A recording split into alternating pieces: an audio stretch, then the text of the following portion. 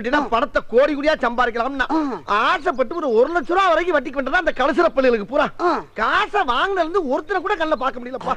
அப்படியே கையும் களவுமா பிடிச்சு காசை கேட்டா நான் அவங்கிட்ட வட்டிக்கு வாங்கின மாதிரியே என்ன டீல் பண்றாங்கடா. தாங்க முடியலடா பாண்டி. ஏய் நீ ஒரு 1000 ரூபாய் உன் தங்கச்சி சடங்குக்குன்னு வாங்கிட்டு ஓடணும் தானே? மறப்படா மறப்ப நீ மறப்ப நான் மறப்படா எழுதி வச்சிருக்காங்க பாரு. போடா போடா நீ இந்த ஊருக்காரன் தானே? என்னையும் மத்தவங்க மாதிரி நினைக்காத. நான் மானஸ் தானே மானஸ் தான். உங்ககிட்ட வாங்கின 1000 ரூபாய்க்கு 5 பவுன் செயின் வச்சுக்கோ. 1000 ரூபாய்க்கு 5 பவுன் சங்கிலியா? டே டே டே உண்மையிலே இந்த ஊர்ல நீ ஒருத்தன் தான்டா நல்லவன். நீ ஒருத்தன் தான். ஆமாண்ணே நீ கொடுத்த காசை வச்சு இன்னைக்கு நான் நல்லா இருக்கேன். ரொம்ப சந்தோஷப்பா. அப்புறம் என்னப்பா அந்த 3 லட்சத்துல 1 லட்சம் போக மீதி 2 லட்சம் இதுல தானே இருக்கு.